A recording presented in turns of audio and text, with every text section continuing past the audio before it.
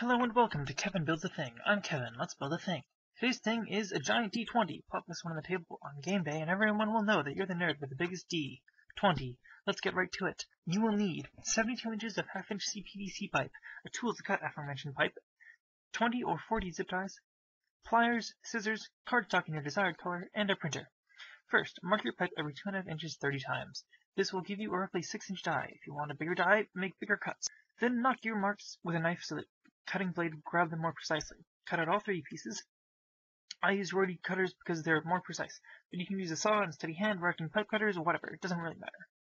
Now, each of these edges is 2.5 inches long, and there are 3 sides in a triangle, so you would think that an 8-inch zip tie would thread through them just fine. You would think that, gentle viewer, and you would be right. That is, you would be right if these were actually 8 inches of zip tie, but in fact they're 6.5 inches of groovy bit and 1.5 inches of useless tail. So we'll be using 2 zip ties for a face. Yes, my mother always said you can never have too many zip ties, and goddammit, she was right. Just put 2 pipe pieces on the first zip tie, put the second zip tie on the first zip tie, put a third pipe on the second zip tie, set the whole thing together. By Jove, you've got a triangle. A second triangle shares the side of the first, and so on, until you've got a nice 5-sided pyramid-type shape.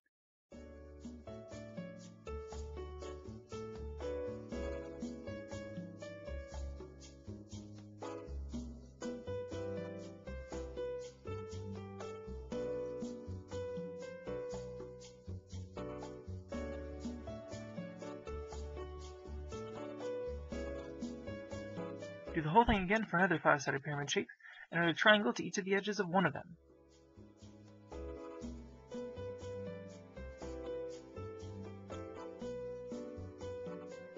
You should get something that looks roughly like this. If you fold the triangle edges in and hold against the other pyramid shape, that's the shape we're making. So connect the 2 pieces together with zip ties, and you've got a skeleton.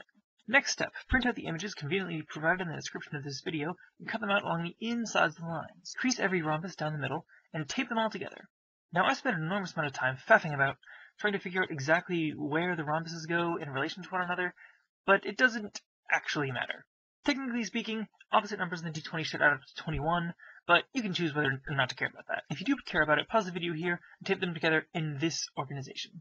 Once you've done that, you can start taping it together in a more 3-dimensional manner, with 5 triangles around each vertex. Keep going until you get a rather hemisphere shape, and you can slide that skeleton right in there. Wait, nope, that's it. Somebody post that onto things fitting perfectly into otherthings.tumblr.com.